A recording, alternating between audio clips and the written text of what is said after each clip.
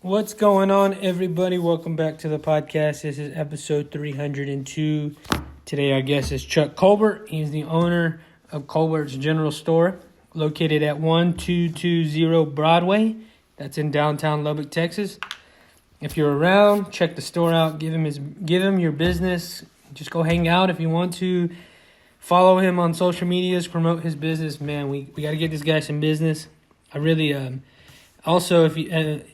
In the podcast, you'll hear him speak about it, but I really, because this pertains to my life and what I've heard in the city, is he has a podcast studio. So if you're looking to record, he does it at a cheap price. He's got the quietest place in Lubbock.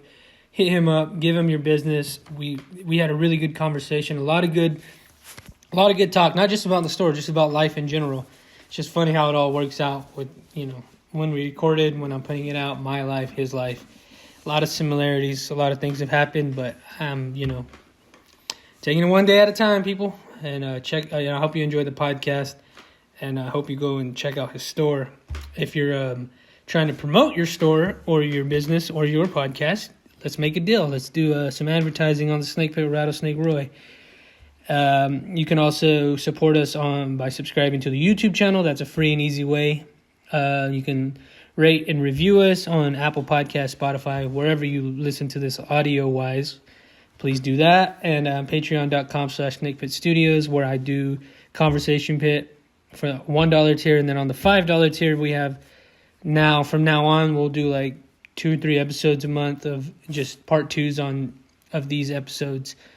And then I also do In the Pit, which is my new series. Check it out. It's $5 a month. I don't know what you can get for $5 anymore these days, but $5 a month or $1 a month, or subscribe on YouTube. Please help support us, support Colbert's General Store. Thank you guys, and I hope you enjoyed the episode. But hey, man, we're here. Thank you for being here.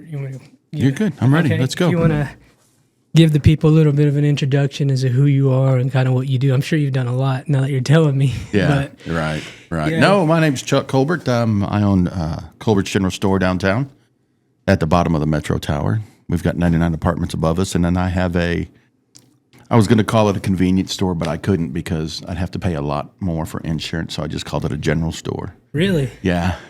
Which hurts now in advertisement because people drive by, they don't really know what a general store is. They know what a convenience store is. But if you go online and you Google or Apple search, whatever, it's going to come up as a convenience store. Yeah, my first thing right off the bat, because we've already been talking a little, like, you're very, insurance, lawyers, you're real on top of that stuff, and that's like... You have to be, you know, and I'm not just some kind of brilliant dude who knows a whole bunch of stuff and went to a lot of school. It's just baptism by fire. I've had to learn it myself, It's kind of like some of those guys that say, I'm a Google contractor. Do you know how to do electrical? Yeah, sure. Click, click, click on the phone trying to figure out how to do something. I've had to completely learn how to do all this myself. I'm in the sober world. I'm an alcoholic, recovered alcoholic. Okay. And in that life, you got to learn, to start over sometimes and start new. And, once I got sober, it was a while back, I just learned that I'm it. I got to rely on me. And I just started, just humping it and going, and nothing's going to hold me back now. I don't even have to have a memory because I don't lie anymore. Dang, what do you need a memory for, Hell yeah. So I just go to work and learn it and read the books. And the guys that hired me there at the Metro Tower to finish the remodel, they were having some struggles getting open with the TDHCA, Texas Department of Housing, and the city of Lubbock and all the requirements. And they said, hey, man, we need your help. Because I was a business consultant. Before then, I was out working at Tech and working at a couple different places. And the city told these guys about me.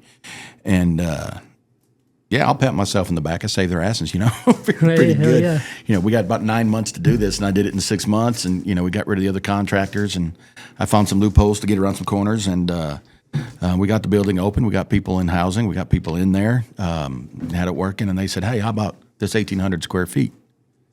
I said, well, downtown needs a convenience store. Let me do that. And they said, okay, here's a car and here's an apartment. You stay here and get it done. And they wanted me on site. And so I just kind of sell everything and move downtown. And I love it. I want to stay down there. I'm all about downtown Lubbock. You live up on the very, very top. I have the whole 25% of the south side, so my windows wrap around. I see the sunrise and the sunset, and I can look out at south at Citizens Tower. Oh shit! So it's pretty cool. Yeah, you can go to my social media and check it out. It's all on I the. was looking at your Facebook. That's what I was wondering if that was your that's your my place. That's my place. Yeah, where all the sun comes up and goes down. And So you're all about downtown, man.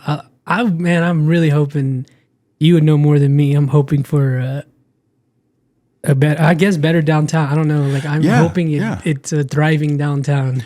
yeah, me too.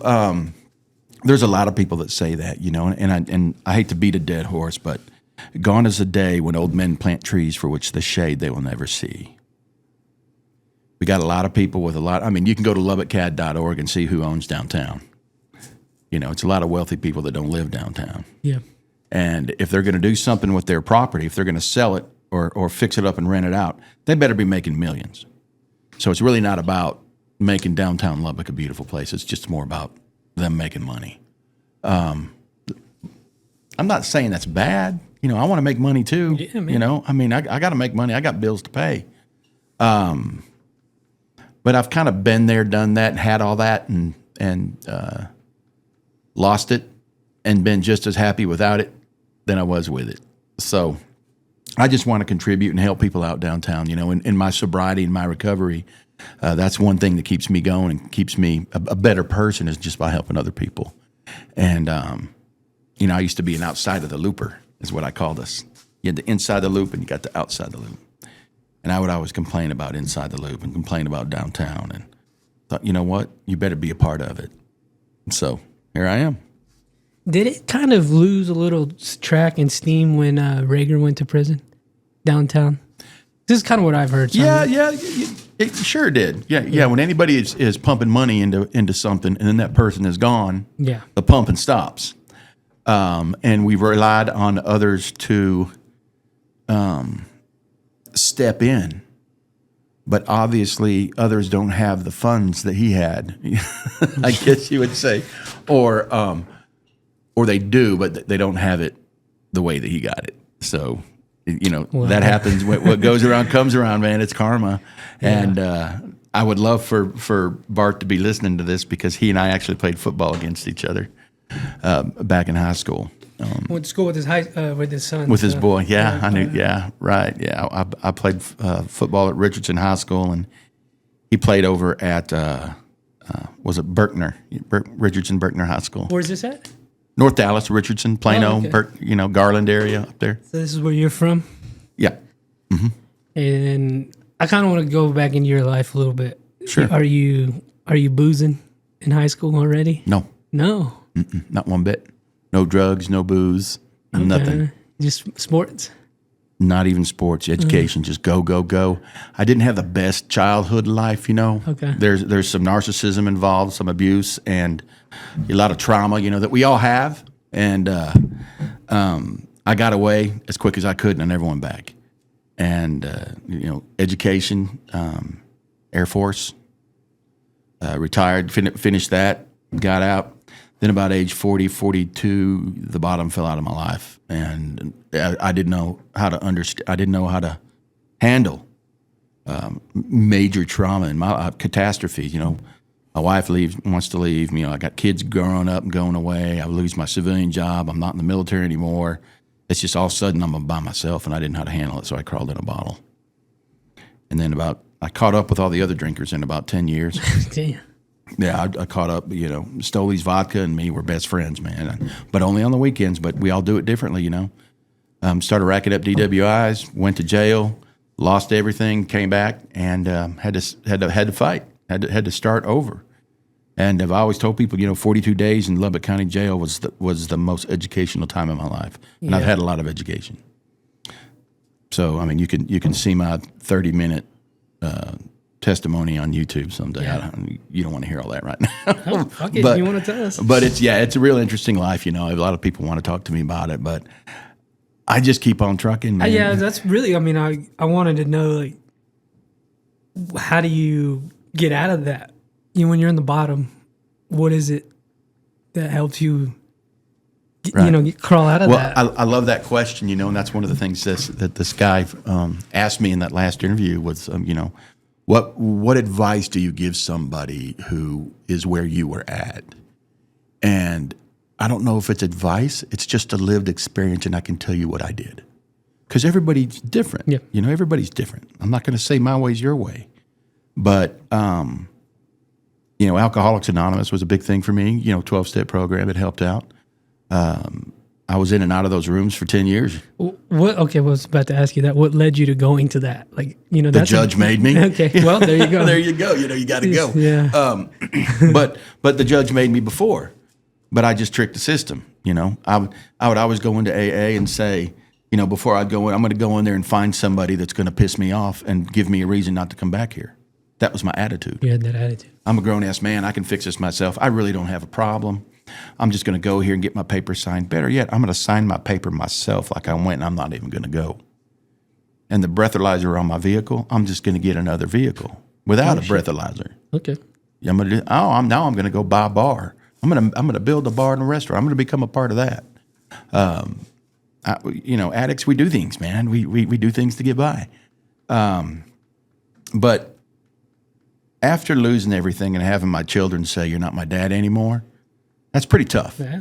You know, and some of the people I met in jail at Lubbock County Jail, some of the deputies that were in there that really befriended me, and I have coffee with a couple of them still.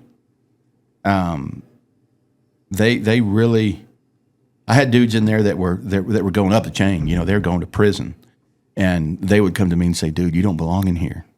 You do not belong in here. You got something." And these are guys that they're like murderers. I mean, these are bad dudes. But they're telling me, "Man, you don't belong in here. You get your you know what straight, and you get out." And I listened. I stopped and I started listening. You know, and you know, I've always been a believer and aware of, but I didn't have a relationship with God. So I started my relationship. And you know the old, you know, He maketh me lie down in green pastures and restoreth my soul. Lubbock County Jail was my green pasture. It was. Yeah. And when I got out, and the first thing I did was, I went to probation, and I got into the DWI program, and I did the 18 months of probation times 20. You know, I mean, it's not easy. It's hard. A lot of people fail out. Or it takes them 2 or 3 years to get through that program because they keep sending you back to jail. I did it in the 18 months. I knew if I was going to do it, I had to get a job downtown. I had to stay downtown. I had to live downtown because you have to go to court so often, you know, or probation. DWIs are expensive. You got to go pee in a cup, and DWIs are expensive. And you're not going to hear this from too many people, but, you know, I give thanks, of course, to God, but, you know, we always say that, and because He did it all. But AA was great, is still great. You know, I work with a lot of people there. And believe it or not, this is what you don't hear. My probation officers. They were good. I was very fortunate because I had a couple that cared. They weren't just, you know, hitting the time clock and punching in and listening to a bunch of bullshit and lies from a bunch of criminals and then going home. I had ones that really cared, you know, and I had ones cry with me and ones that just really wanted to know that I was okay. So I did what they told me to. You know, some people, you know, strong men say, "Oh, I can do that myself. I don't need help. I can do." Weak men ask for help. It's completely opposite. Yes. A strong man gets on his knees and says, "Help me, man. I got to beat this," you know. And I did, you know, with the help of all those sheriffs and you know, county jail and AA, and the VA stepped in, you know, being a veteran. And, you know, I have more than just childhood trauma. I've got combat trauma. I've got PTSD. I've got depression, just the whole ball of wax. But it's not what I base my life on anymore. Yeah. You know, I used to say, you know, I got on my arms and legs. I don't need any help from the VA, but my brain was broken, you know. So, excuse me. So anyway, I just lucked out, man. I had the perfect storm of help. I was about to say, I had AA, I had the VA, I had the Lubbock County Sheriff's Department and the deputies on my side. Before I went in, I knew a bunch of lawyers and judges already, and through business and consulting and different things like that. So everybody's really pulling for me. So I'm one of the lucky ones. Yeah, I had the desire and the knowledge to get out there and go for it, where a lot didn't. But I did it, I got through it, and now it's my job to turn around and pull those people through, because not everybody who goes to jail and gets out of jail knows how to go get their driver's license back or their Texas ID or their birth certificate or their social security card or the means to get to those places. Then they become homeless. Then they be back in the system. Then they're doing crime again or drinking or drugging or whatever it is they're doing. And it's just a vicious cycle. And I learned real quick, if we have somebody not give these people a place to sleep and some food to eat and then push them on to the next center, if we show them how to do those things, driver's license, state ID, birth certificate, all the stuff you need, social security card, so you can get a job, you could actually help. Nobody deals with the homeless more than me downtown, unless you own a shelter, because I'm right in the middle of it. Yeah, you know, see it all. the bus station's there, the homeless shelters are there. I just told you my girlfriend was just texting me saying a couple dudes are in there looking for me. They were looking to see that I was gone. That's what they were doing. That's why I told her to close the store down. Yeah, that's crazy. But you know, there's a percentage of those people that are up to no good, but there's a large percentage of those people who need a second chance like I did. And that's what I'm there to do. It makes sense why you want to help so many people, huh? Dude, you wouldn't believe how many people helped me. Yeah. Gave me a couch to sleep on. You know, bought me dinner. You know, I mean, I started out, I lost it all.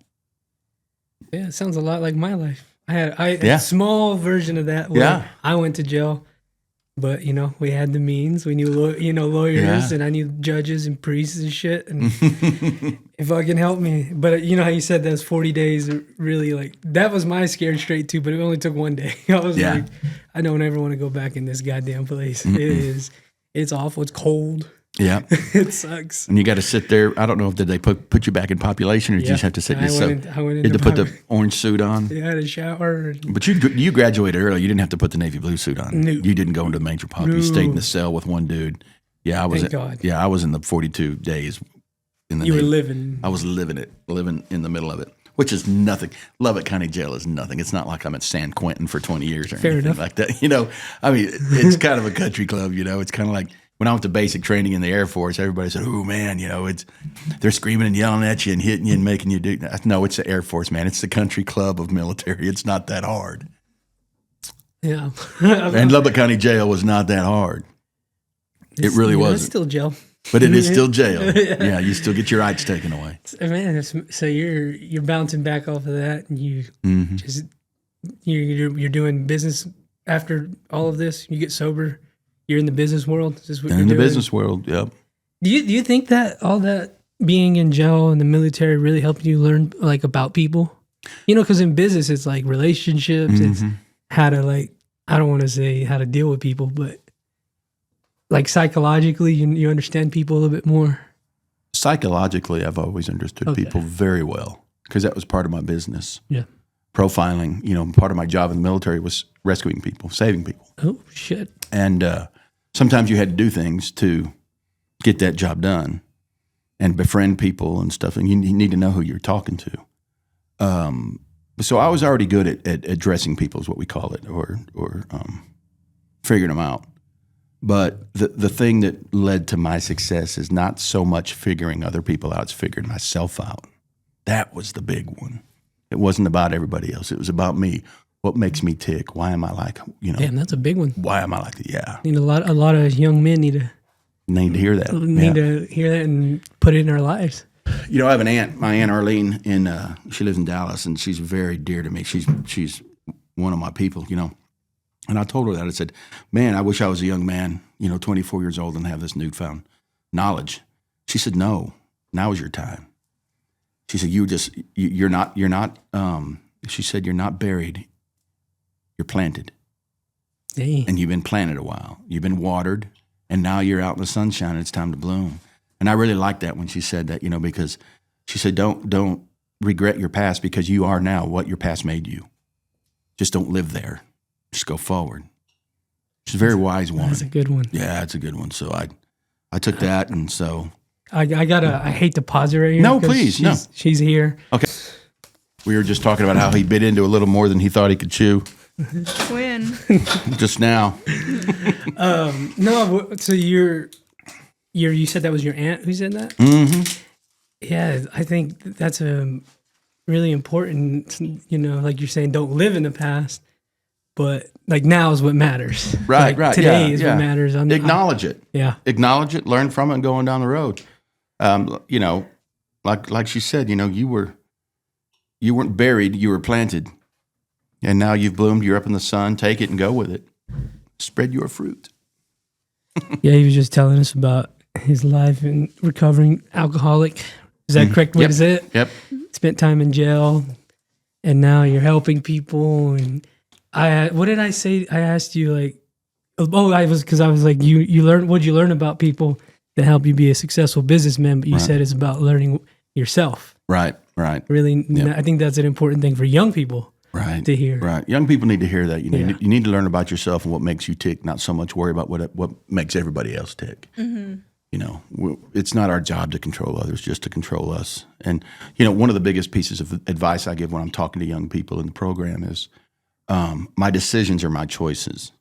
And I have to make my choices based on my intelligence and not my emotions, because my emotions land me in jail. It's another one. You know, you know, so even though I've been sober a while, to this day, sometimes you'll ask me a question and you think I'm having a stroke because I'm going to sit there and stare at you for a minute because I don't want to answer that question based on my emotions.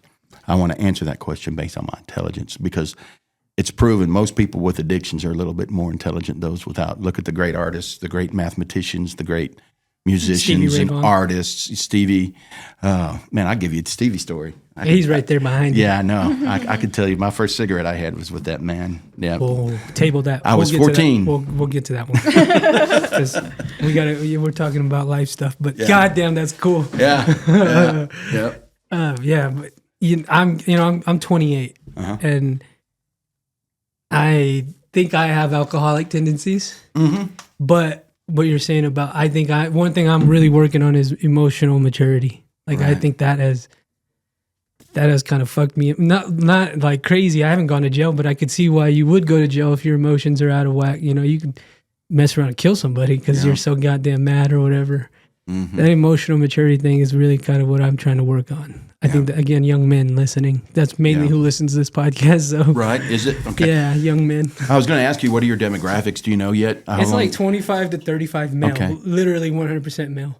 And like that age. Okay, cool. So I'm trying to, that's on YouTube. I don't know about audio. Well, I know X. What is X now? It used to be the Twitter. 25 to 35 is a major age group, and then 72% are male. I thought it would have been female. I was just reading that today. Twitter. Yeah, me too. Twitter rules. Yeah, I was all over that today. I was surprised to find out about that. There's a lot of things to be said to that male group, 25 to 35. That's for sure. Mm-hmm. And it's not that they're bad people. You know, sometimes I don't want to say the word millennials. I'll just say young people these days, and who their life literally revolves around this 8 inches right here, you know, between their nose and their phone. And that's everything. They don't have to, they don't know how to deal with people. Mm-hmm. Just that. And they get everything from that. And those young people need to hear about that. And then their parents need to have the shit slapped out of them because they're the ones that created these monsters.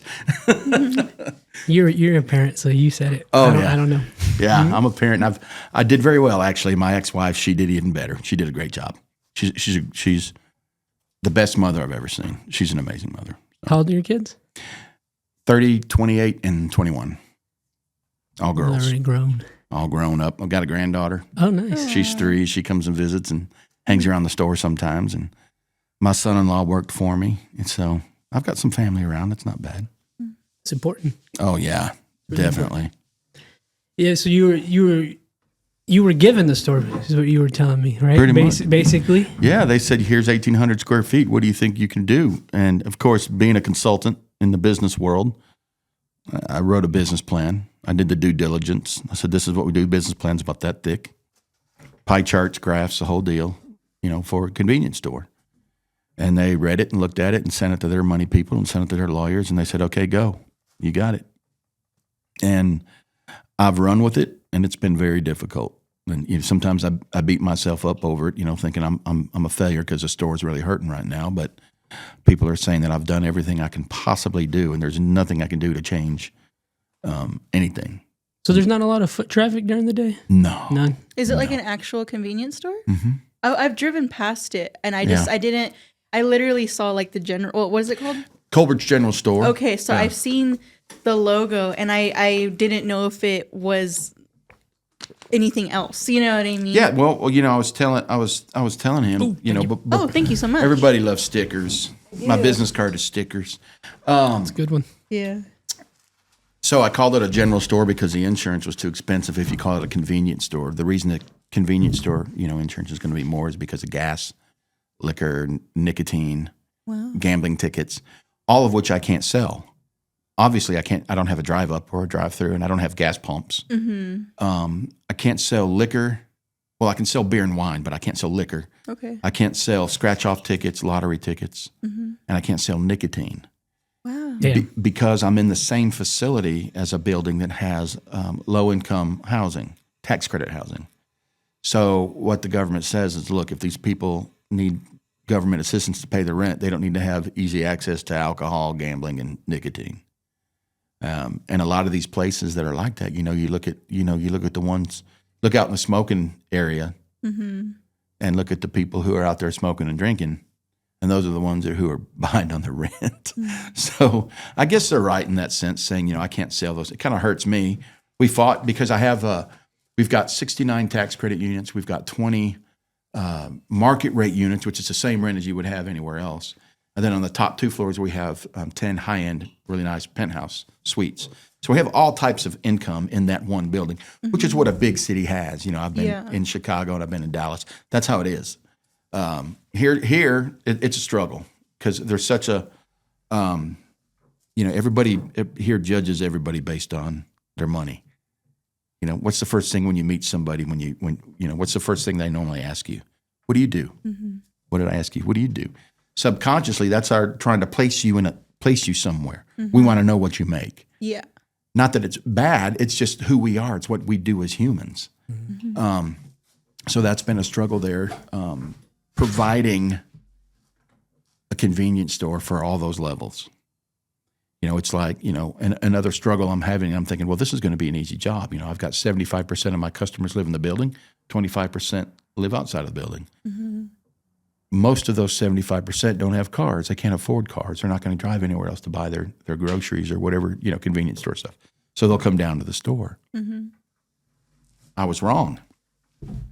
Most of those people are on government assistance to live there, but they're also on government assistance for food.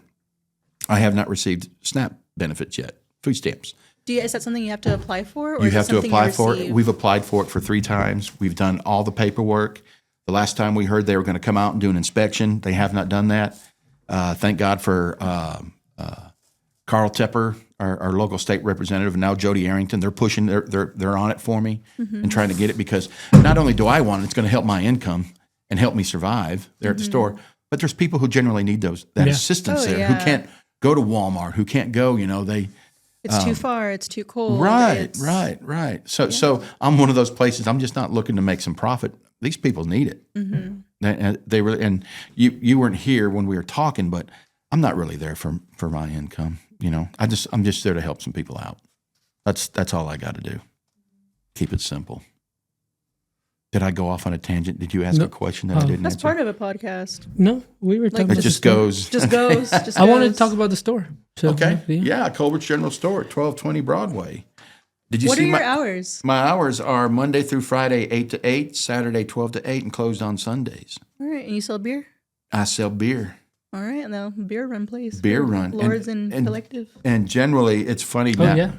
The type of people that shop in my store aren't ones that go there for the flavor. It's really funny because they'll pull something out and they immediately start looking for alcohol content. Yeah, I'm not really. I'm with them. And not fortunately, unfortunately, I had money when I was in my alcohol, deep in my alcoholism. So, like I said, you go run a bar, buy a bar, build a restaurant, drinking those double stolies on the rocks with olives. I didn't care. I never had to check the alcohol content. Yeah, having a little bit of income to fuck around with, and you like to drink. Yeah, A little dangerous. But I guess that's where discipline comes in. I can't blame it on the money. right. Yeah, you can. Yeah, you can. And again, addiction doesn't discriminate. It doesn't care who you are, what you are, how much money you got, what you don't have, your color, your religion. It'll get you. So you sell beer. What kind of beer? Bud Light, Miller Light. Do you have Coors Light? Lone Star? I do not have Lone Star. I've had a couple people ask for it. Now, I was not a beer drinker. I was a vodka drinker. But when I drank Lone Star Light. I love Lone Star Light. And I collected the beer caps that had the little like the little like riddles on them, little picture riddles. things. Yeah. Yeah, thank God I didn't start this podcast off by opening a beer because I normally do, but I didn't today. I do not mind. That is not a problem. I've actually bartended for people. Yeah. Hey man, would you come and bartend my private party? There's this really funny clip. I've got a best friend that she's now a year and a half sober, but one of her favorite comedians is Annie Letterman, who is also, I think she's like over a decade sober or something like that. And she posted a clip that was like, she'll be hanging out with people and they'll drink around her and they find out she's sober and like, oh my God, I'm so sorry. I am so sorry I did that. And she was like, no, it's okay. Like, you think I would relapse with you? Like with any of y'all? Like, I don't even know you guys. Like, so like, don't apologize. That's not even for me, like thinking they'll relapse. I just feel weird. I'm like, I feel like I'm disrespectful. Like, sorry. No, man. but I just thought it was a funny clip because I mean, even like Sin has said that people will be like, I'm so sorry, I'm drinking or doing whatever, and she's like, so you whatever. Can you go to a bar? Like, can you hang around a bar? Yeah, no problem. Yeah. My first 90 days or 180 days of probation? No, I could not. Yeah. But there's no problem with it now. I've actually. How do I say that? Just one of the judges and some lawyers and I have actually met in a bar that were part of my whole situation. Oh, shit. Okay. So yeah, I'm really strong in my sobriety right now, but That's awesome. I'm always very watchful. Yeah. One of the shrinks at the VA asked me on a scale from 1 to 10, where do you judge your strength and your sobriety? I said an 8. She said an 8. What about 9 and 10? You're like the strongest person I know in sobriety. I said, once I start saying it's a 10, that's a problem. Mm. It's like the kid who can't swim. You're in the 3-foot section. The 10-foot section's down there. You're going to wade down into the 10-foot section? I have before, and I drowned. So I'll never say, I'm 100% sober. No way I'm going back. I always hang around 8 and 9 because I always got to keep that in my mind because that's when you start slipping and fucking up. That's when it's bad. Yeah, you get a little too comfortable. Getting comfortable. Yeah. Okay, I was like, where are you going with this? It took me a minute. Sorry. That's okay. I gotcha. That's okay. Like overconfidence can be a slippery slope. Mm-hmm. Yep, sure can. But back, the store. My daughter, I'm an old cat, so my daughters always have to educate me. They said, Dad, I said, I'm kind of like a nicer Dollar General, not as big. Okay. And they said, you're a bougie general. And I had to look up what bougie meant. Mm-hmm. And I don't think I'm all that. That's kind of what bougie is. So I'm a $3 general. I'm not a Dollar General. Okay. I've always got music playing. I got these really cool old Gothic church lights hanging down and hooked up to the internet, and I can change the colors. Nice. I've always got really good music going on. I've got 2 tables about this size sitting there with chairs around them. So I've got a lot of the gamers that hang out. Okay. They play D&D and some of these other games. I can't name you any of the games except Dungeons and Dragons. That's not my thing. Mm-hmm. But Magic the Gathering. Yeah, but they're cool cats, man. They come down and they sit there and they don't look up. They buy Cheetos and Dr. Pepper and Red Bull and I'm not kidding you, play for 8 hours straight. Mm-hmm. What were you showing me this Red Bull thing? What? The blue one? Yeah. I got it. I got 17 I meant left. to ask you if you could bring me one. I forgot. I should have brought you one. Because you had showed me a picture of it. They're great. I was drinking them at Savage the other day. Them. Yeah, what is it? I'll come by if you have them. Come by. I got 17 left, and I'm closed now, so I'll have them in the morning. All right. Unless somebody offers like $50 a piece, then you're screwed. Sorry. Was it just like a limited flavor, or what? Is that why they were like popular? I don't know what happened was, and this is what Viva is a distributor here for Red Bull. Mm-hmm. It's not the actual Red Bull people, but they're driving around in Red Bull trucks. I'm a small one-man shop, Mm-hmm. I'm working there 16 hours a day. I've got 2 employees that cover for me when I got to go take a dump and do my laundry. Mm-hmm. Otherwise, I'm working because I can't afford to pay employees. Mm-hmm. And I don't have a lot of buying power like Walmart or United Supermarkets or Stripes or somebody like that. Those guys are buying tens of thousands of dollars a month of this product, and I can't do that. Everybody's saying, please get it, please get it, please get it. I can't get it. They won't give it to me. Well, come to find out, Walmart paid a certain amount of money to the distributors or Red Bull to be the first ones to have it. Once you limit something from somebody, everybody wants it. That's how our society works. That's how our culture is. It could be poison. If you limit it, they want it. They're going to get it. So I think the first 90 days, Walmart had it. Then after that, it was Stripes, the bars, the restaurants, United, and now it's open. Now, if I can get it, but it's so popular, it's hard to get.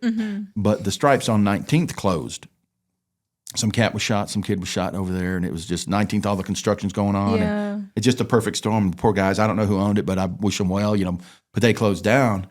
And this guy brought over a case of that new Red Bull that they had purchased, my Viva distributor. He said, man, I saved this for you. Here you go, man. I wrote him a check, gave it to him. It's gone in like 9 hours. Just gone. I was like, dang, man, I'm not going to do it, but I really want to mark that shit up like twice as much as what it costs. Yeah. But I didn't. I hung in there, and I just put it on Facebook, and he brought back another 2 cases last Friday, so that he brought back 48, of those Red Bulls. On Friday, I've got 17 left of them today. And I don't upcharge it or anything like that. So I don't drink those drinks, really. I'll sip them. I'll taste them. It tastes kind of like a gummy bear, but they put so many chemicals in that thing, you really can't get the flavor. So I like them. I like that winter one. Yeah, it's the only Red Bull flavor I like. I'm pretty bland, man. It's like Topo Chico or iced tea, not even with sugar.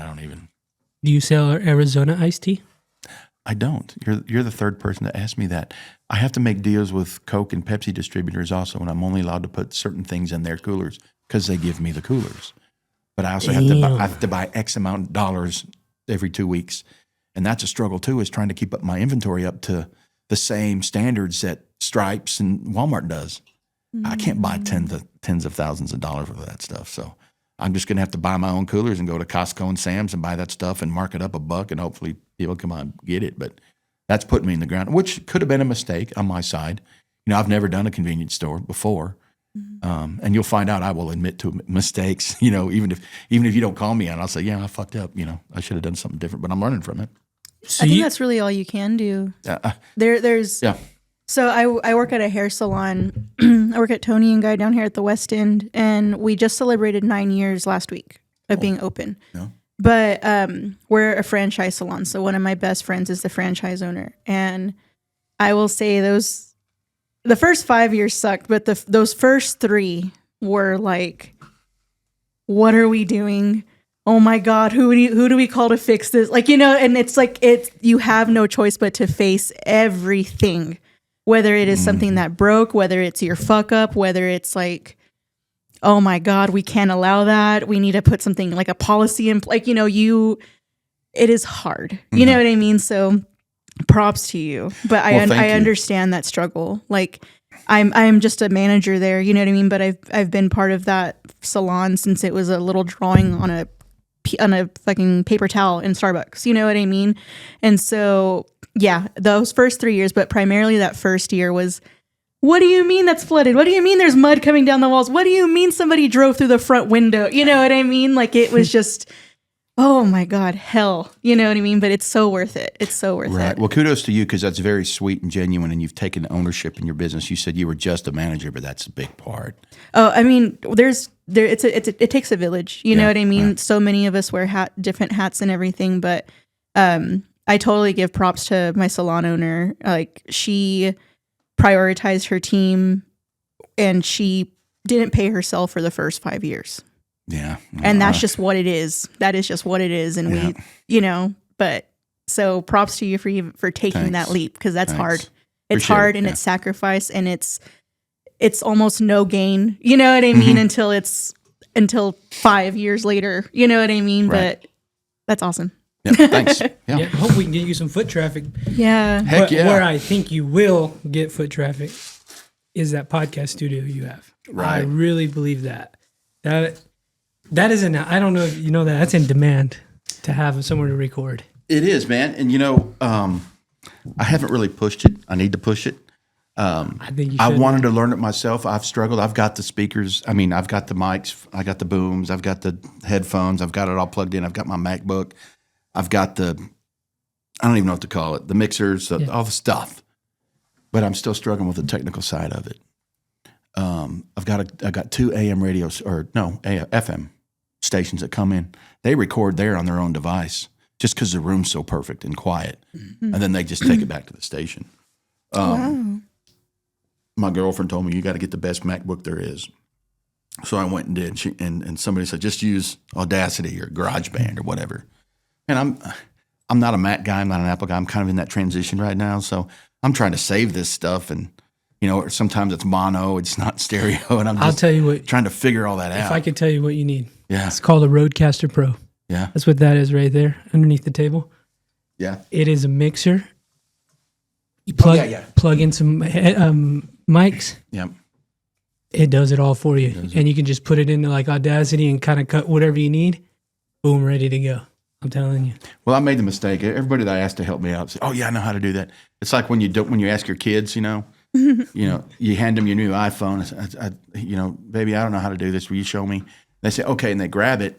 They don't know how. They just start figuring out. And I'm like, just give me my damn phone back. I can figure it out. I just want this fixed now. You know. And so all these radio engineers and all these sound guys, oh yeah, I'll come over and do that for you, for a case of beer, $20 or whatever. And they come over and they do it to their liking, and then they leave, and I'm like, what is fuck. this? That's what I mean. All you gotta do is press a button with that. Yeah, It's literally just pressing the But button. I got to record it.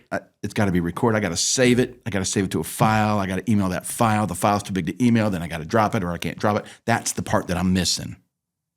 Yeah, I got you there. From the voice to the board, I'm good. From the board to the computer, it's So that's what I'm working on. But most of the people that come in there know how to do it. And right now I've got a lady who wrote a book, Esther Spina. She wrote a book, The Motivated Woman, I think it was. But she comes in. She's got a 19-chapter book, and she talks about the chapter and records and makes a podcast. And I just email it to her. Wow, that's cool. And she hasn't even put it out there yet. But And you charge $1 $1 a minute. $1 a minute. Mm-hmm. Let's see, that's actually pretty cheap. It is real cheap. And those who are out there competing with me, I'm sorry if I'm screwing up the market, but nobody's using it yet. Nobody's doing it, Nobody's using it. I'll bust the price up. But I'm not going to charge an exorbitant amount of money when I don't know what the fuck I'm doing right now, So it'll come around. God's got a plan. So I got to have patience. I think that's a good one. Mm-hmm. That one, when I heard of somebody had told me about it. Do you know Kevin Allen? Yeah. He's the one that mentioned you first. Yeah. And then another group of people told me about your podcast thing. And I was like really excited. That's what, because again, I told you people hit me up about needing a recording space.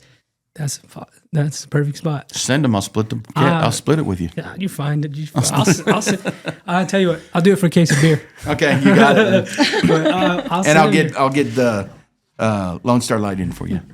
That's all, man. That'd I'm be cool. gonna tell them to go over there because that'd be fucking cool. And you said it's perfect, like quiet. It's the quietest room in Lubbock.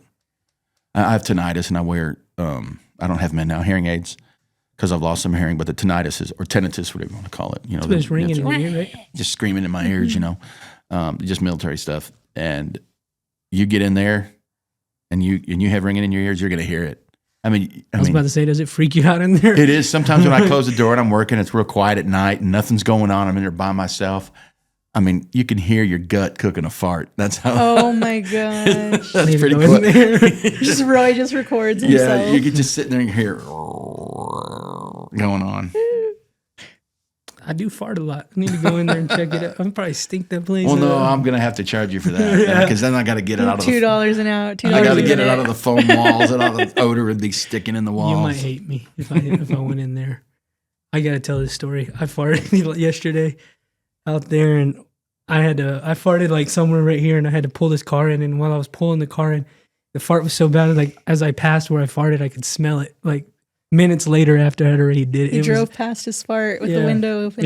You crop dusted yourself in the did. vehicle. That's exactly what I did. And it was that. And the bad. exhaust of the vehicle didn't outdo your fart. Thank That's God I some didn't serious blow up. stuff right there, man. I'm a serious farter, man. I'll tell you another funny story about farting since we're going to go there. Oh, hell yeah. I had COVID when COVID first came out, real bad, like deadly. I was at home for You had the real COVID. 30 days. Oh, shit. I was, I was giving myself IVs. Had a nebulizer. I was, crawling around the house thinking, oh my God, I'm going to be embarrassed if I have to go to the hospital. I got through it, but I lost a big part of my smell and taste. I have long-term COVID effects. And later on, about a half a year later, I end up in jail for my drinking and all my stupid stuff. I couldn't smell all those dudes I was in jail with. So that's my state of mind in jail. I was like, okay, I'm going to be okay. I'm going to find out the positive things about being in jail. And that was one of the first positive things I found is I can't smell these stinky bastards in here. Damn, so you going to jail was recent, like not too long ago. Yeah. I've been sober 4 years on March 21st. Damn. Yeah. What was jail like during COVID? It was right after COVID. But it was, it was during. I mean, that the whole time is a gray area for me. Not because of my drinking, just because COVID. And the time just kind of and the media blurred for 2 years. Yeah, you're right. It did. You're right. Yeah, and the media blurred it even more for us. We didn't know what was going on. But yeah, I couldn't smell.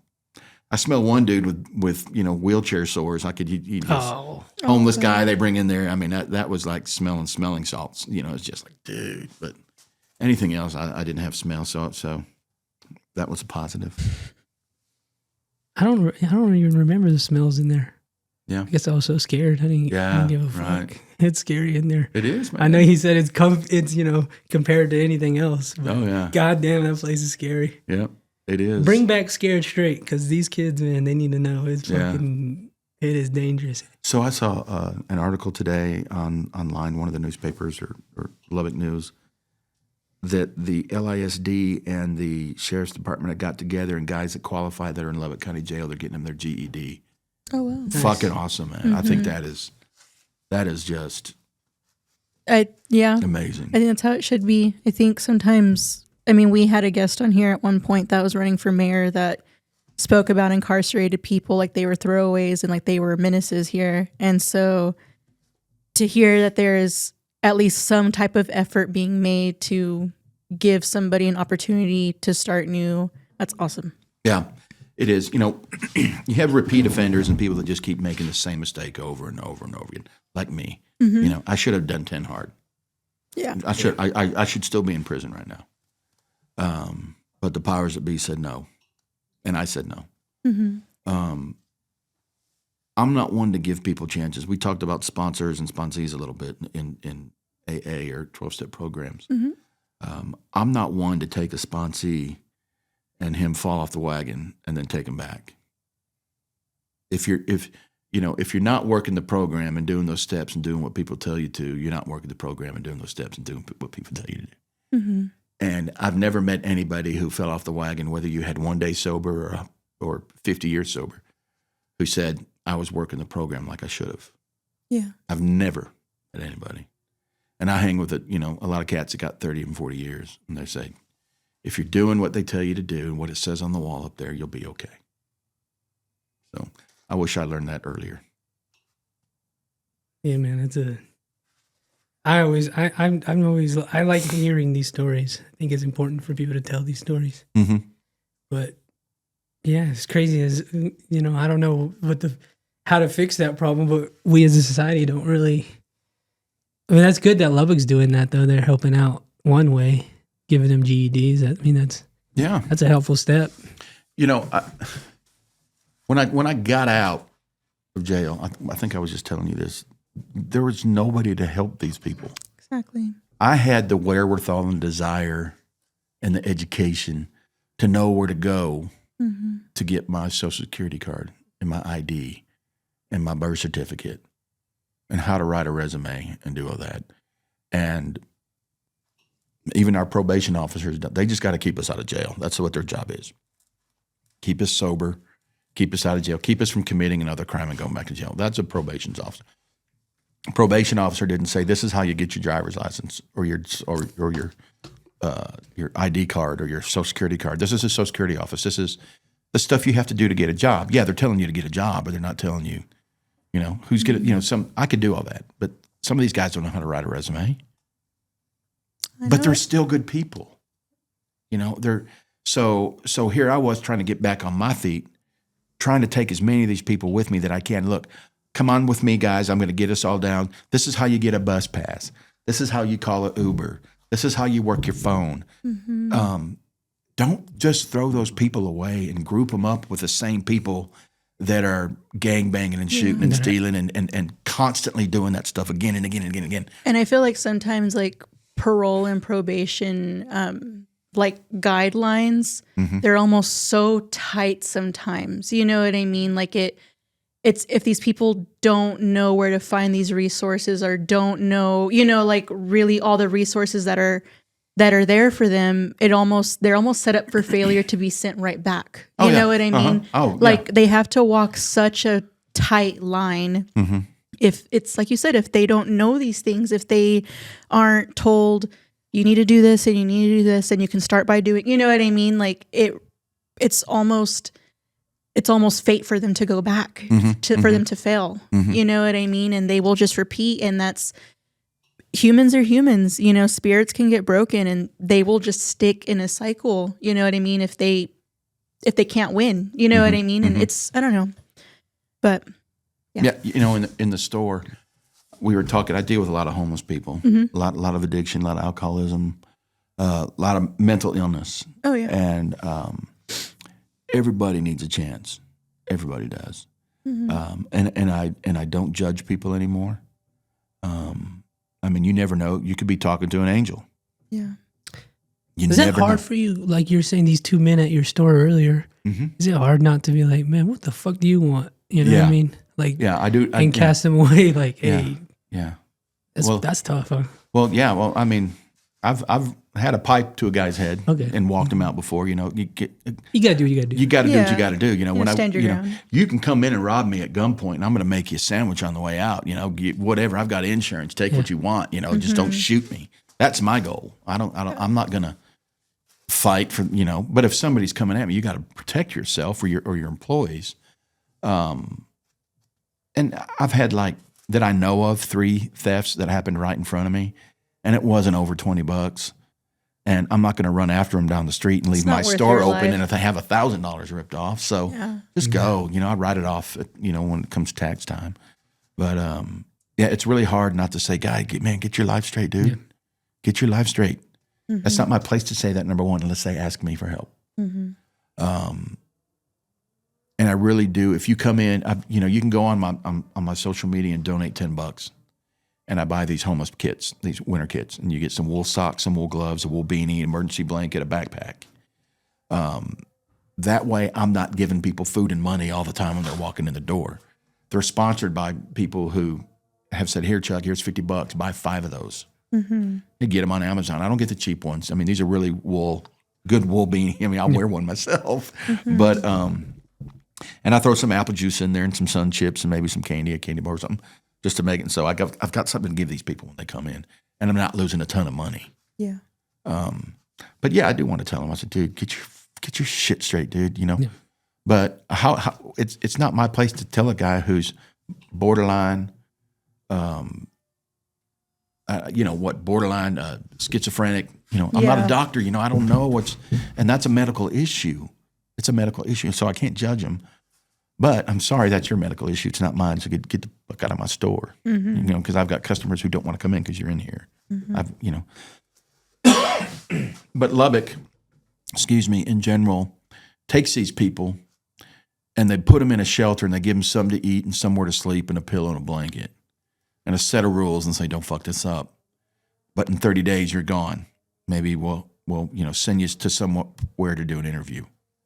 But that's all they're doing. And after that 30 days, they go to the next shelter. And after that 30 days, they go to the next shelter. I guess that's what's happened. That's what I'm told. So I got tired of bitching and complaining about it and asking about it, and I got in touch with these people. Now I'm on the board of ECHO West Texas. So what we're doing is we're getting a group together. We're holding what's going to happen now is all of the homeless shelters are going to be held accountable. Their books are going to be open. All that money comes from Austin is shared. It doesn't go to one. And what we're doing is putting a system into place to where these people can actually get an ID, get a Social Security card, learn how to write a resume, and we'll give you a Lubbock County homeless person ID. And you can go around to other these places and show them that ID, and they will help you right away. If you don't, you're not getting help. Mm-hmm. So, you can take a horse to water, but you can't make them drink. Well, we're kind of making them drink, I guess. I don't know. Mm-hmm. But you had a lot of good sayings today. I'm gonna clip them all. I've heard a lot.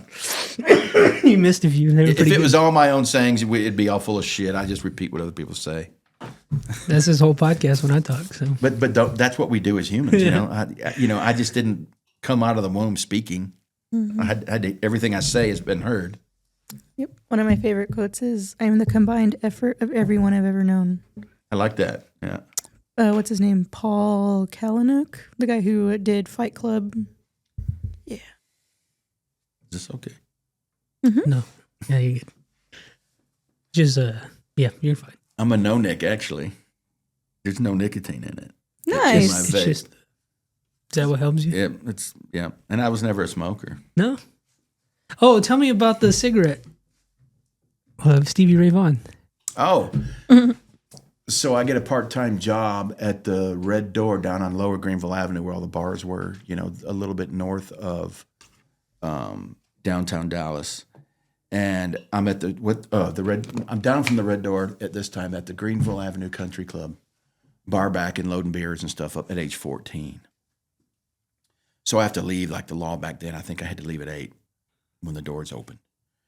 So this dude's in there doing a sound check and everything, and I'm back in the back doing it, and he steps out back to have a cigarette, and it's me, and I didn't know who Stevie Ray Vaughan was at the time. And so I said, "Hey, man, let me have one of those." I thought he was really cool. I'm 14. Here's this older hippie dude that looks really cool with a guitar. And I was like, "Yeah, I'll smoke with you." And I was, that was the first one ever? I never had a cigarette. Oh, no. shit. And I've never been a smoker, really. So, yeah, I got to do that. And then later on in life, I learned that was actually Stevie Ray Vaughan. Did he say anything to you? Do you remember? Yeah, everything. Yeah, You one just- cigarette.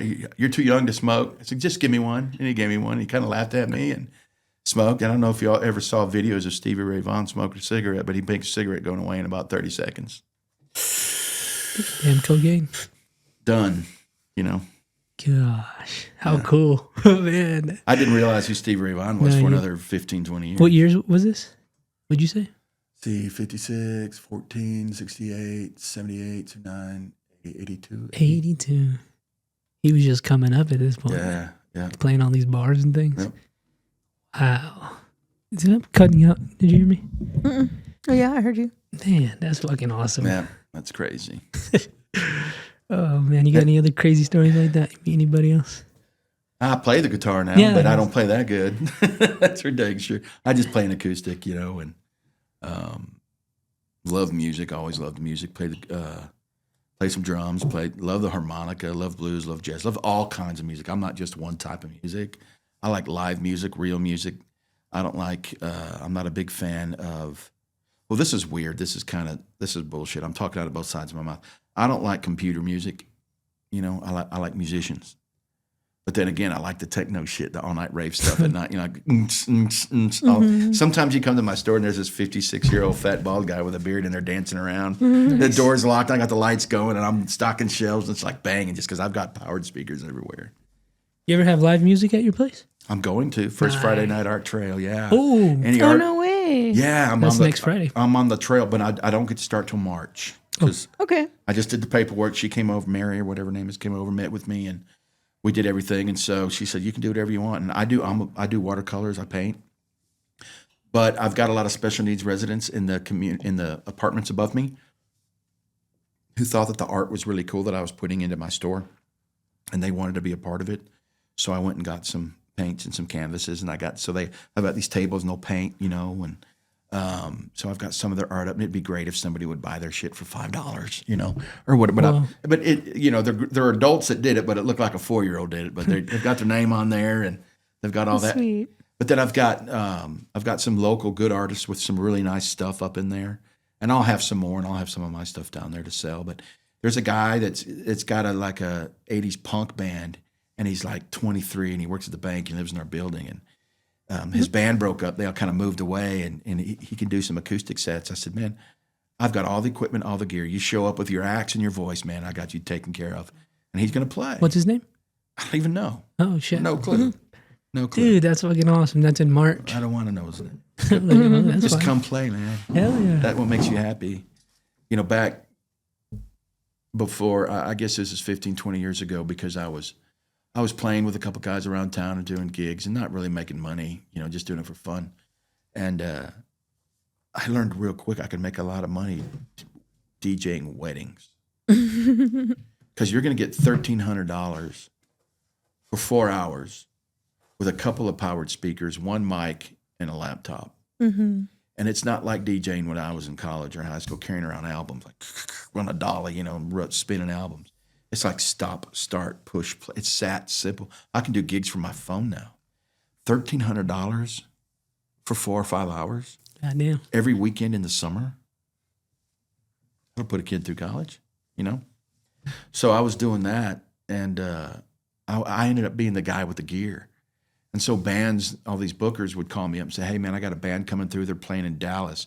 It all started with Bang Tango. You know who they are out of California? Mm-mm. You know who Messer is out of Fort Worth? Nope. Look up Bang Tango. Look up Messer. Messer's really kicking ass right now. They're a great rock band.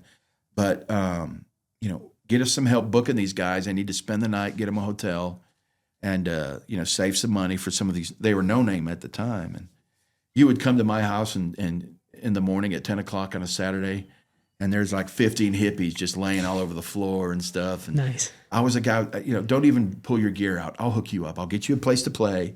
I'll put the speakers in. I'll do everything for you. You come do your thing. And I just like to help people out that way. And so a lot of guys were, you know, it's not easy. You're not a professional athlete. So they have a place to stay, and they've got music and a guy that'll book them when they're coming through Lubbock. I did that for several years. And not for money too, man. I just helping people out. Hell yeah. Did you ever do like an open mic? Would you ever do that over there? Yeah, Chrissy Covington lives in my building. She's a friend of mine. Oh, no shit. You know, yeah, Chrissy. I see Chrissy every day. She lives right below me. You know. Well, Yeah, I bang on the floor every once in a while, piss her off. She's down there playing her piano. But yeah, Chrissy has done some great articles for me on the store and the building and everything, and she's a really good friend. And but she does comedy. You know, she's going out and doing these. she was the last episode I dropped on this. Oh, really? we Oh, had her cool. on. Oh, nice. Yeah, Nice. we had her on a few months ago. I love Chrissy. Her whole family. Her brother was one of my contractors when I was remodeling the tower. Okay. But Chrissy's like, you got to do open mic. Of course, you can't drink alcohol in my store. Oh, no? Not because I don't allow it, because a law doesn't allow it. I have a BQ license where you can buy beer or wine, nothing over 17% alcohol, but you got to drink it off premises. So that's what I'm stuck with right now. But she said, absolutely not. You don't have to have beer in here. You know, there's a lot of comedians that support each other, and they love to come in and talk and listen to each other, do a 10-minute set and take turns getting up. And I've got the mic and the big tables and the chairs in there. And so it's not your typical convenience store, that's for sure. You should definitely do that. Yep, I'm going to do it. Yep. And I'll tell my buddy Morgan he hosts an open mic. Yeah. Well, so does Chrissy, but yeah. Comedy? Yeah, he hosts Comedy? every Thursday at Bar PM. Oh, cool. Nice. So if Nice. you ever need a host. Well, tell them, I'm not looking to become wealthy or anything. They need a space, a couple powered speakers, a mic. They want to get up and do it on a Friday night art trail. I'll have this dude play music. Then I have a couple guys stand up and do comedy. Whatever. I'm excited to check you out on an art show. Yeah. What do you call that? Not a comedy show, a variety show back in the days before y'all were born. But yeah, they had variety shows like people would just do different things, but not trying out for anything. Lubbock needs venues like this I know they for do. these people. Yeah, Lubbock needs a lot of. What do you think Lubbock needs the most? Oh man, Compassion? understanding. No. Excuse me. I'm gonna take that back. Culture. What is culture Starts to you? downtown? Like, what do you mean by It culture? can start downtown. What I mean by culture is, the word culture, I guess, is singular in a plural form. Cultures. People in Lubbock need to get out of Lubbock and learn and gain culture, understand other cultures and differences, and then bring it back and make our city better. Mm-hmm. Instead of just staying in this little bubble, we're trapped in the fact that we have an interstate that comes through us, not through to us, not through us. You've got Abilene, you've got Midland, Odessa, you've got Wichita Falls, you've got Amarillo. You've got interstate or interstates running through them. You get a lot of people coming through. That's why they got Buc-ee's. A lot of movement. They got a Buc-ee's. That's how it is. Sometimes next day Air UPS has to go to Oklahoma and then to Lubbock. It might take 2 days instead of next day because of the interstate situation and the way the planes fly. There's so much more into it. But we've been trapped in this, and I don't want to say conservative bubble because I'm a conservative guy, but we just need culture. We need to get out and realize that the dude with the nose ring and the long hair isn't a piece of shit.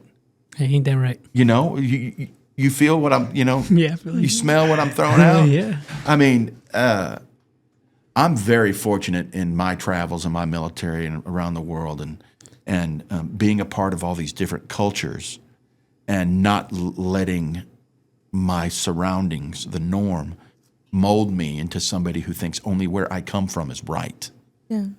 So I really stand firm in that question that I think we need culture. You know? Do you, so you said you like dance music.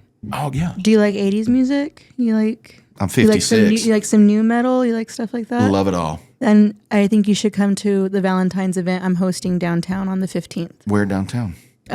It's at the 806 Collective. We're behind the 5NJ Studios, Yeah, but 806, it's going to be called Cupid's Lament. It's a Fools and Ghouls event. Fools and Ghouls is my yearly goth, like my yearly Cholo goth event. Oh, Cholo Goth. I love that. And That's so cool. if you want to see culture, that's the culture I'm building out Yeah. there.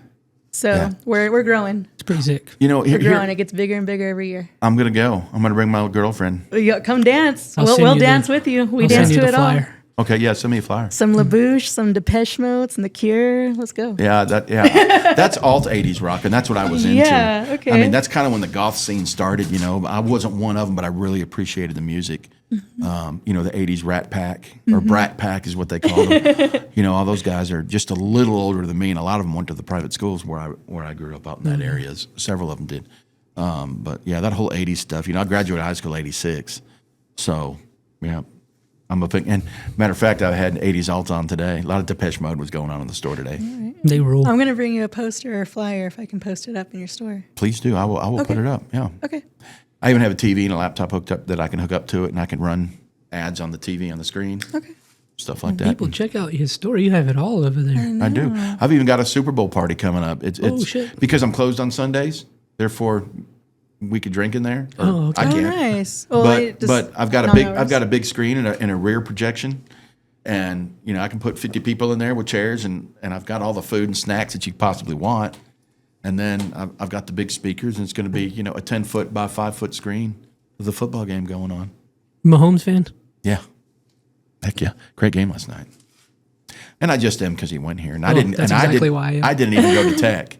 But okay. but I like it when Tech wins because it's good for the economy and it's good for Lubbock. So I forgot you're not from here. I guess I am now. I moved here in 2000. Might as well be. Might You as have well a be. store here. That counts. I mean, You're and helping out more than most Lubbock people are anyway. So yeah. You know, I don't know if this is the right situation. Well, yeah, it is. I can say it. It's been a struggle downtown, and because I'm attached to a tax credit apartment complex where there's low-income people, I believe that a lot of the media outlets and media people haven't given me the same attention that they give to some of the other people. Rightfully so. I'm not dogging them. I'm not disrespecting them or saying it's wrong. But my store does represent what Lubbock and what everybody else wants downtown to be. Progressive, new, cool. They want the college kids to stay here and work, a place to work, a place to live. High-def advertising, high-def commercials, go, popular, neat, sweet, good music. You come into Colbert's General Store, you might see a couple of homeless people. Or you might smell a couple of homeless people. So I haven't really, in all the social media shakes that are doing all the new downtown stuff and this and what's local and what's 806 or whatever they are. There's a bunch of them. I haven't seen one. yeah, me either. And I've sent them messages, call me, come see me. I've met them. I've shaken their hands. I've joined the Chamber of Commerce. I've done everything. I've gone to all the meetings. Chrissy wrote an article on me. Everybody's seen my article that Chrissy wrote. Chrissy's a good friend. She helps me out. But I understand I probably, because I'm a part of that building, I don't represent. And those homeless people that you come in and sit behind and wait in line, who aren't actually buying stuff, and they might not have their shoes on or whatever, they're actually not homeless people. They live in the building. Mm-hmm. Because it's low income, sometimes you can take the person out of the shelter, but you can't take the shelter out of the person. Mm-hmm. And that's like my alcoholism or homelessness. We're just sheltering these people, and that's all. They're going to lose that shelter unless we give them some education, some knowledge, and stuff like that. So these guys that took me on, that pretty much saved my life, that told me to do this store, they've got 50 properties in 5 different states like this. Really good Catholic boys are doing their thing. They're really, really good guys, and they really believe in helping people out. So I'm on board 100% with it. But it's a struggle having all the different incomes in one place, mm-hmm. and in being in a place that doesn't understand culture right a lot, or where it comes from. I don't fault you for where you come from. I will fault you for not seeing that it was bad and not changing it. I've got all kinds of friends of all kinds of colors, of all kinds of, come from different places, and you got these guys that are wearing the flat-toed boots and the tight jeans and the belt buckles and the cowboy hats and the iron balls hanging from their 4-wheel drive pickup truck and from the back, calling these black dudes from the east side ghetto thugs because they're sagging and their shoes aren't tied. But dude, that's a costume. That's where they come from. That's what they know. You too have a costume. There you go. So stop, and understanding that is culture. Yes. And that's why when you ask that question, it's culture. Mm-hmm. You were dressed because that's what you feel best in, and it represents where you came from. Mm-hmm. America, baby. As do I. So how can I judge you? That's not I be judged. I'm a little different, though. I just dress 100% for comfort. Yeah. I don't care what I look like, man. I'm just going to be warm and comfortable. That's all I care about. As long as you have this, right? It's kind of this is new, kind of. I've had it on and off. My ex-wife didn't like it, and so once the divorce happened, I was like, "Fuck it, let it grow." You're like, I can grow a beard. I'm growing this grow a beard now. Did you ever, no disrespect, have long hair? I wanted to have long hair. I'm actually on my dad's side of the family, Native American Chickasaw. Very. Oh, okay. I'm a card carrying. Very, very proud of my heritage. Know the language. My mom's very Scottish, English. That's why I can grow the beard. Natives don't grow. But no, they don't. But dude, I would kill if I could grow hair like that right now. It would be full on mullet. I would take it. I would take advantage of having a good head. But being in the military and where I grew up, never had the chance to have long hair. Didn't. Now I'm bald now. I don't have to be. I shave it that way. But I was looking at my security cameras one night at the store. I was like, look at that dude, man. Give up. Looks like he's got a dark halo going on. I was like, oh, shit, that's me, man. So I was like, fuck it. I was like, I'm going to just shave it all off, man. And I shaved it off. And, of course, all I really care about is my kids like it, and does my girlfriend like it. Girlfriend, huh? And she's like, yeah. It's so funny. My dad one time had to have a conversation with his friend and just be like, I think it's time to shave it, man. You know what I mean? Like they were at a funeral and he was a pallbearer. They were both pallbearers, and his friend always wears a bandana and cap, and so they never really saw it, but out of respect, he, didn't wear a hat. Real bad, sorry. Yeah. And my dad, as soon as he sat down from carrying the casket, he was like, has anybody seen Larry's hair? Oh my God, he doesn't have hair. Like, and mind you, we didn't know Larry had a skullet. We thought Larry had hair like Roy because he would always braid it down and it was long. And so at the service, we saw that Larry had like strands that he would braid.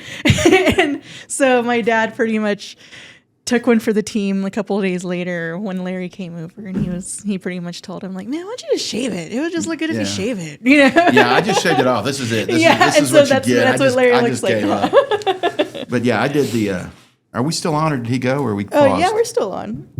He just went to go. That's cool. Bathroom. That's cool. Yeah. Did you see my Santa pictures on the website?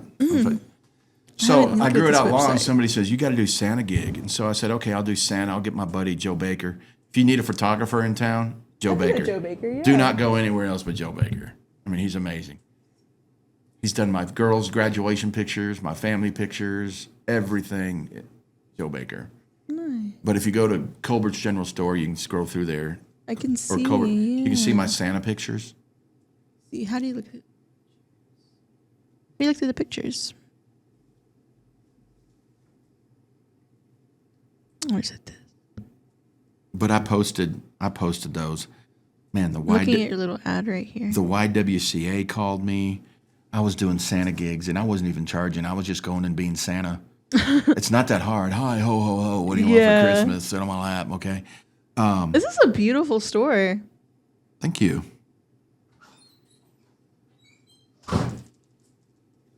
That's Prophet, my store cat. Again, my girlfriend's sister made me take.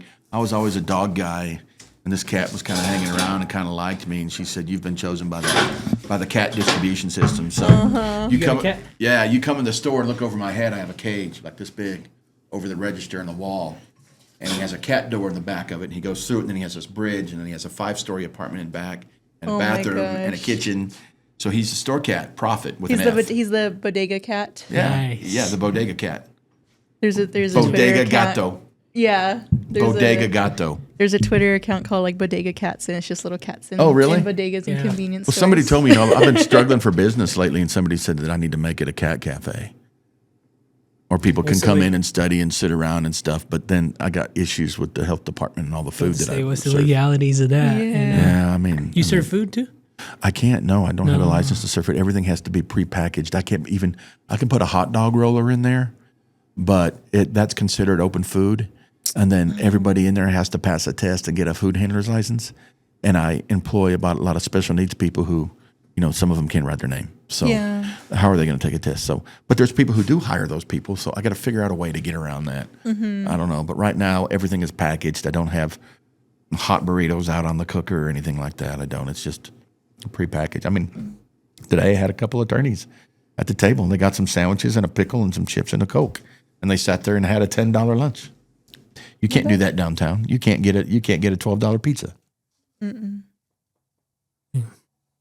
These damn regulations. Crazy. Yeah.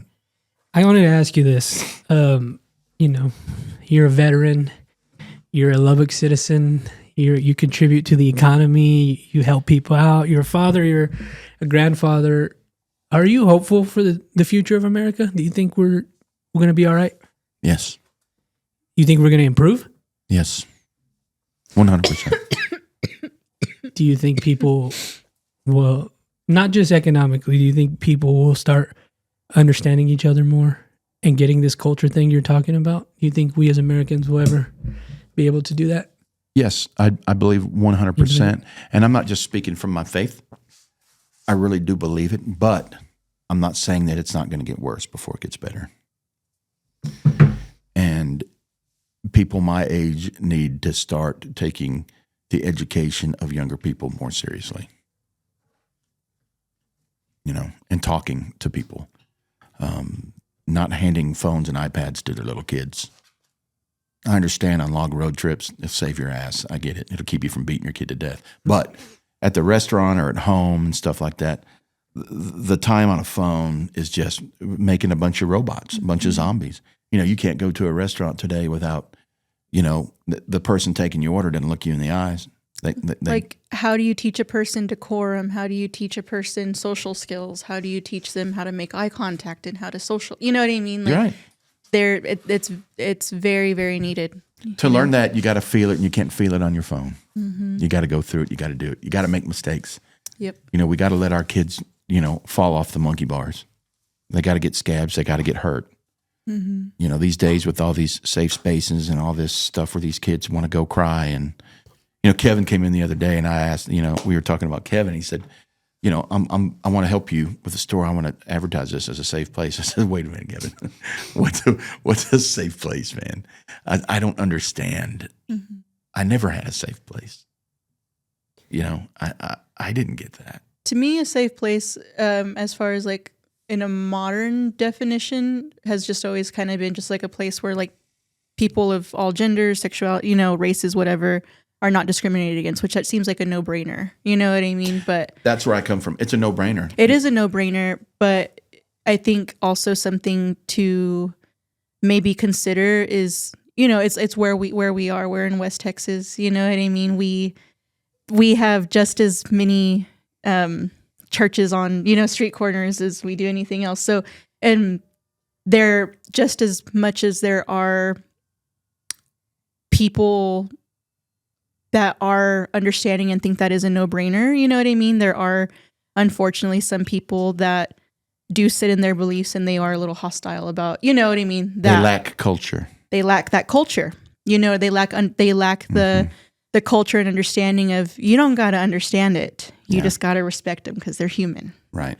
And it's just whatever you fucking believe. It's not your place to, make them feel uncomfortable. So to me, that's always what a safe place has been. You know what I mean? But I think that's kind of at this point in time things are just a little crazy right now all over the world, with lots of different groups of people, some that maybe victimize themselves a little bit more than others, whatever. But I think it is important for places to be like, yeah, this is a safe fucking place. Of course it is. Yeah. You know what I mean? Well, whether it's a little fucking sticker or whatever. Yeah, well, I definitely don't need a sticker. Yeah.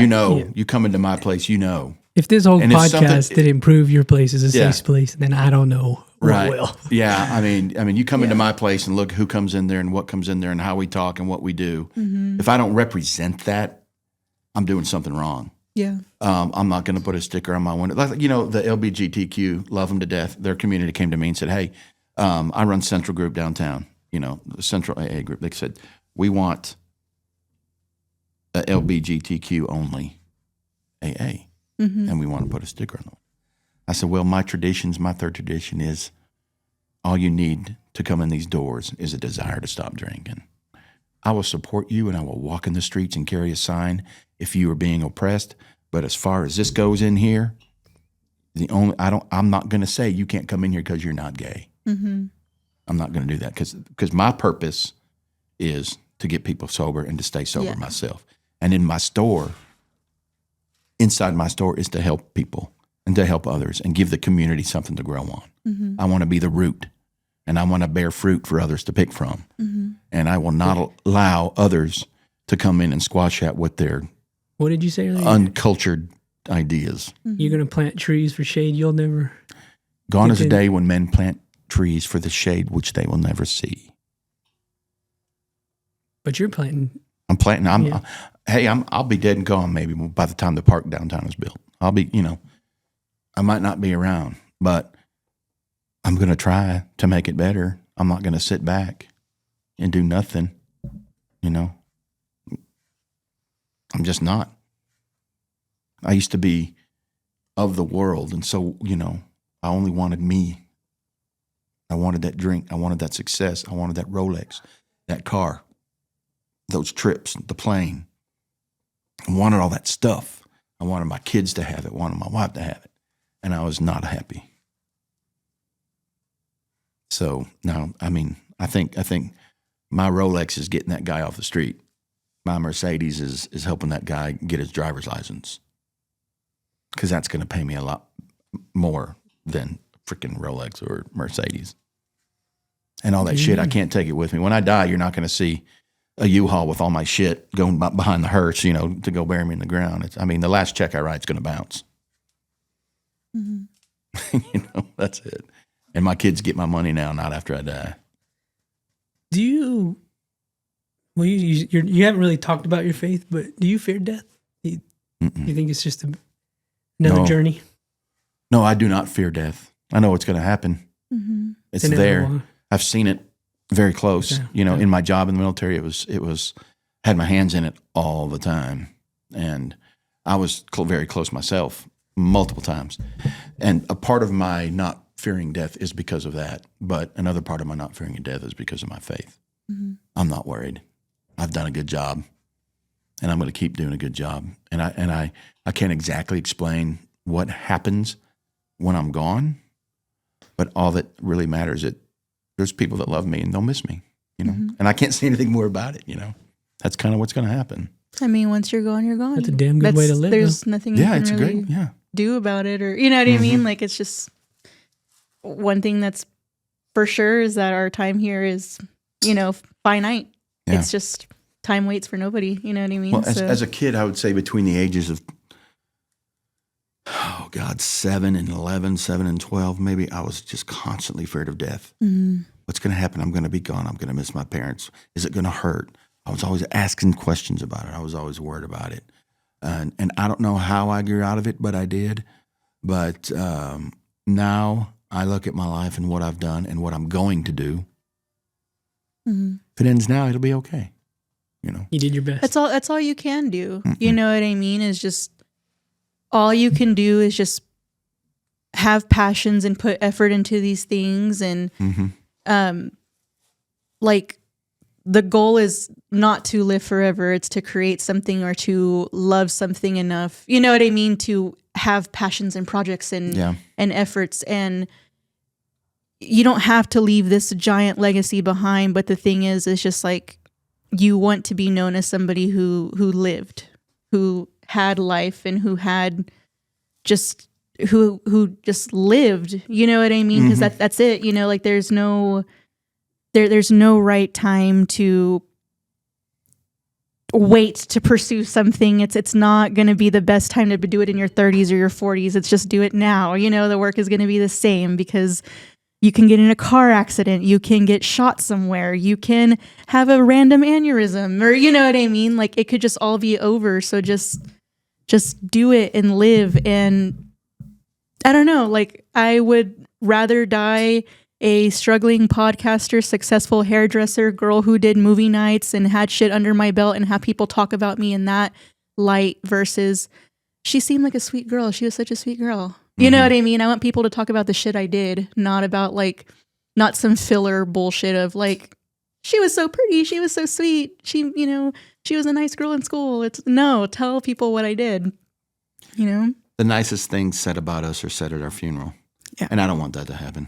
You know, I want it said now. Yeah, like save all that bullshit. You know what I mean? Like you're all gonna say, you know. and I can't quote Mother Teresa, but she said something like, "You don't have to do any great things; just do a lot of good things." Yeah. And I go and speak at recovery centers and stuff, and at the ladies' recovery center here, after you get out of Dove Tree, you go to this downtown to one of them. I forget what it is, the trees or the falls or one of those. I don't know.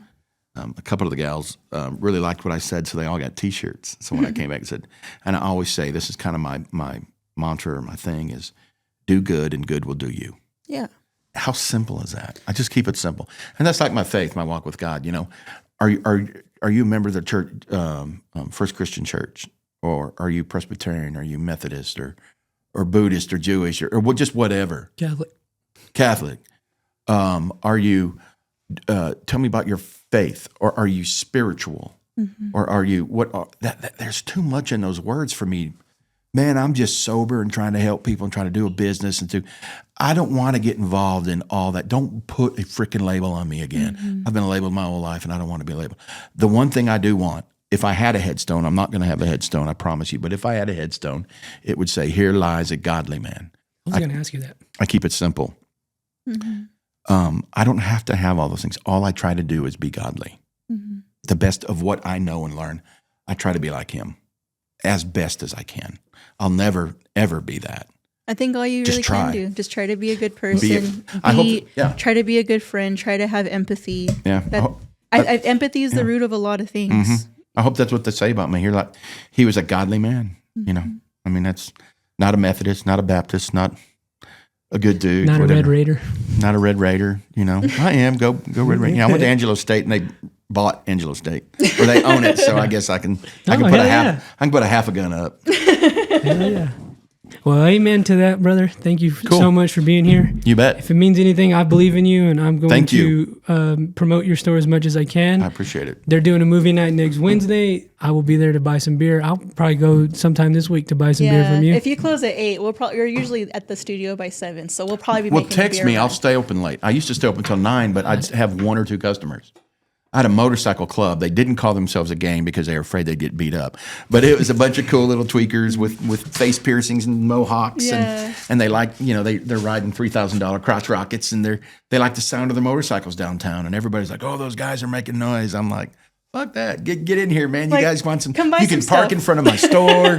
You can rev your motorcycles. I'll take you to the roof. You can hear what it sounds like up there, and they come around and hang out, but it's cold, so they don't come down. So nobody comes between 8 and 9. So. Well, you don't gotta stay up and late. Come to our movie night. We start at 8:30 And it's where? at the 806 Collective. Where cool. my party will be. Straight shut down, I know what's down. that. Yeah. I think. Down Avenue G.